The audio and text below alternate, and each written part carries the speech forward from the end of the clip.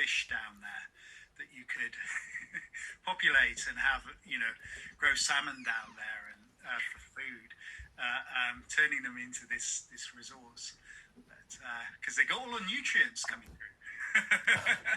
But then they would all be high on cocaine. Bathrooms are glossy, frictionless places that allow organic matter to slip down holes and tubes and into the underground, removing them from the conversation. We looked at the health of the sewers, studying it as an invisible body that can reflect the health of the public. With COVID, our lives are at risk, with invisible agents burning inside our body. Suddenly, invisible infrastructures that have a lot to do with our health have become important to us. Sewers are designed to be inaccessible and far from view, a vast and complex network that has shaped our rituals, rules, and reality in an invisible way which we don't acknowledge.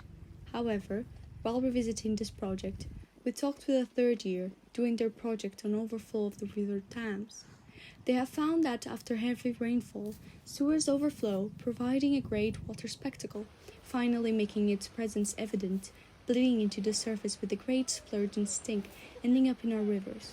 We wanted to question how these chemically infested waters affect ecosystems, focusing on fish, how they could look, and most importantly, what communal story could they tell us about ourselves? From our research, we realized that there is a grave under-analysis of our waters. Therefore, to address this scarcity, we designed a kit, which includes different chemical sensors and instructions, so the user can be directly responsible for their local data. Inputting their results into Betta Fish application, you are confronted by the creature that is fed the collected community data.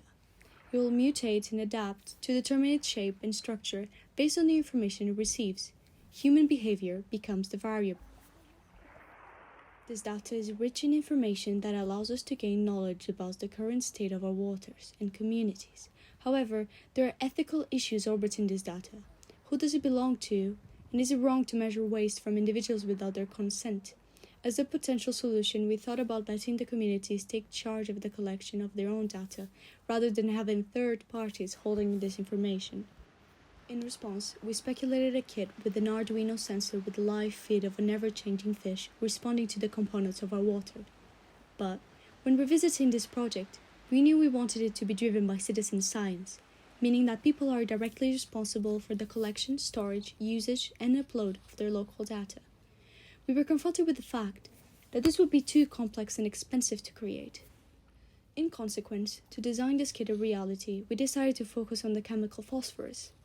The chemical data is collected through the phosphorus sensors and pH scales provided in the kit, which you take to your local river for measurements and documentations, making a cheaper, easier, and accessible way to measure our waters.